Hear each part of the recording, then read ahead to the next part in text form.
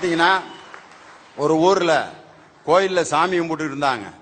அந்த சாமி கும்பிட்டு இருக்க ஆளுங்க பூரா போய் சாமி நீ தான் எங்களுக்கு எல்லாம், சாமி சாமி எனக்கு எல்லாம் நீ தான் செய்யணும், பிள்ளைகளுக்கு படிப்பு நீ தான் கொடுக்கணும், என் வீட்டுக்கு நீ தான் நல்லபடியா இப்ப காப்பாத்தணும், என் மனைவிக்கு சோகம் இல்லை அதுக்கு எல்லாம் நீ தான் சாமி சாமி சாமி சாமின்னு கும்பிட்டுக்கிட்டு இருந்தாங்க.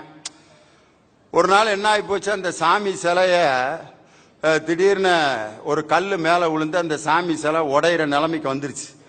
உடனே ஒரு குரூப் அந்த சாமி சிலையை கொண்டு போய் ஒரு 75 நாள் வச்சிருந்து, நான் ஒரு கணக்காக சொன்னேன்.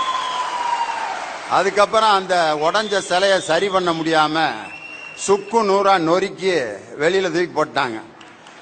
ஐயோ இந்த சிலையை வச்சு தானேயா நம்ம பொழைச்சிக்கிட்டு இருந்தோம், இப்படி ஆகி போச்சு இந்த சிலையோட நிலைமை.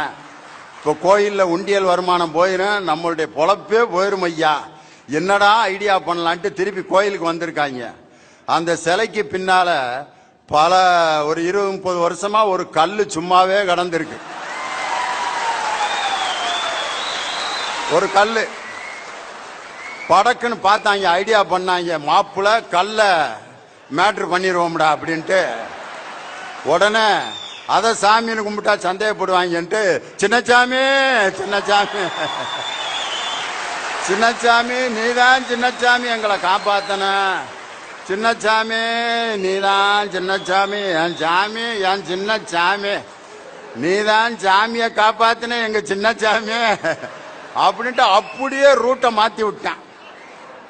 டக்குன்னு அந்த கல்லுக்கு ஒரு விபூதி அடிச்சான், குங்குமத்தை போட்டான், சின்னசாமின்னு பரப்பி விட்டாங்க. எல்லாம் கும்பிட்டுக்கு இருக்காங்க. இப்ப எத சாமிக்கு பின்னாடி சும்மா கிடந்த கல்ல நான் ஒரு ஊர்ல நடந்ததை சொல்லிக்கிட்டு இருக்கேன்.